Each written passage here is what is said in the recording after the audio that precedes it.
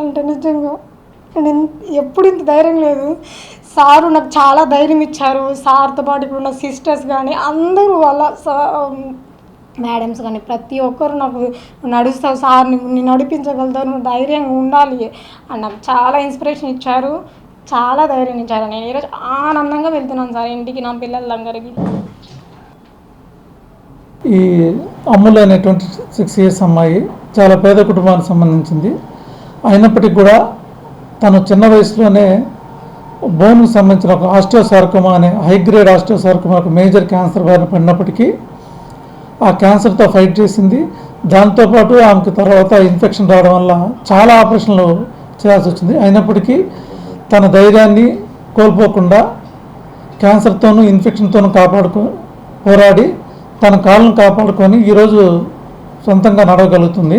వచ్చేటప్పుడు తన పరిస్థితి ఏంటంటే అప్పుడు మళ్ళీ పెట్ స్కానింగ్ తీసుకొని చూసాము, క్యాన్సర్ ఎక్కడా లేదు. ఆమెకున్న సమస్య వచ్చి ఇన్ఫెక్షన్ వల్ల ఏదైతే ఇంప్లాంట్ పెట్టారో అది లూజ్ అయిపోయి ఎముకంతా చీమ పట్టిపోయింది. అది అప్పుడు ఆమె ఆర్థికంగా కూడా వాళ్ళ దగ్గర తగినంత సామర్థ్యం లేదు, అప్పటికే చాలా ఖర్చు పెట్టేస్తున్నారు. సో ఎలాగైనా అమ్మాయి పడ్డ బాధను చూసి మా వైపు నుంచి కొంత సహాయం చేయాలని హాస్పిటల్ నుంచి కూడా మా ఫీజులు సాధ్యమైనంత వరకు అన్నీ తగ్గించేసి కేవలం మందులు వాటి ఛార్జెస్ వరకు పెట్టుకొని వైద్యం స్టార్ట్ చేయడం జరిగింది. ఒక పక్క క్యాన్సరు, ఇంకో పక్క ఇన్ఫెక్షన్ వల్ల పెట్టిన ఇంప్లాంట్ పనికి రాకుండా పోయింది. సో మాది ఈ ఆపరేషన్ 2 స్టేజ్లో చేస్తామని వాళ్ళకి ఎక్స్ప్లెయిన్ చేసి ఫస్ట్ స్టేజ్లో ఏదైతే మనం ట్యూమర్ ప్రాసెస్ ఉందో అది మొత్తం రిమూవ్ చేసేసి దానికి లోపల చీముకు సంబంధించిన దెబ్బతిన్న కండరాలన్నీ తొలగించి దాని ప్లేస్లో యాంటీబయాటిక్తో తయారు చేసిన సిమెంట్ స్పేసర్ జాయింట్ పెట్టి నడిపించడం జరిగింది.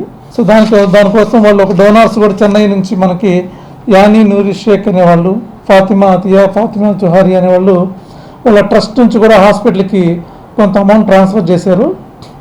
ఆ డబ్బుల సహాయంతో మేము 2వ స్టేజ్ ఆపరేషన్ కూడా చేసాము.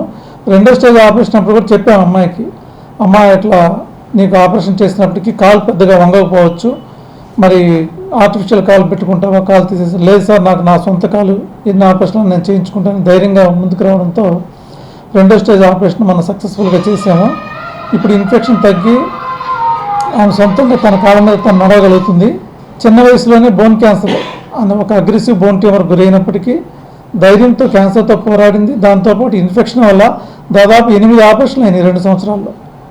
8 ఆపరేషన్లు చేయించుకున్నప్పటికీ ఏమాత్రం తన ధైర్యం పోగొట్టుకోకుండా మనోధైర్యంతో క్యాన్సర్తోనూ ఇన్ఫెక్షన్తోనూ పోరాడింది. దాంతోపాటు వాళ్ళ భర్త కానీ ఆ ఊరి గ్రామస్తులు కానీ ఆమెకి చాలా సపోర్టివ్గా ఉన్నారు. వాళ్ళ ఊరి సర్పంచ్ కానీ వాళ్ళందరూ నాకు తిరిగి ఫోన్ చేసేవాళ్ళు, సార్ ఆమెకి ఎటువంటి ఆర్థిక సహాయం కావాలన్నా మేము కూడా సహాయం చేస్తాము, ఆమెకు కావాల్సిన వైద్యం అందించండి అని సిఆర్ఎన్ పల్లికి సంబంధించి వరదయపాలెం సర్పంచ్ వాళ్ళు కూడా నాకు రెగ్యులర్గా ఫోన్లు చేసేవాళ్ళు ఈ అమ్మాయి గురించి. సో ఆ అమ్మాయి తన ధైర్యంతో పాటు వాళ్ళ ఫ్యామిలీ మెంబర్స్ కానీ ఆ ఊరి ప్రజలు కానీ అందరూ ఆ అమ్మాయికి తోడుగా ఉండి ఈ తన పోరాటంలో వాళ్ళందరూ సహాయం చేయడం వల్ల ఈరోజు మన ముందు తిరిగి నడవగలుగుతాం సొంత కాలుతో.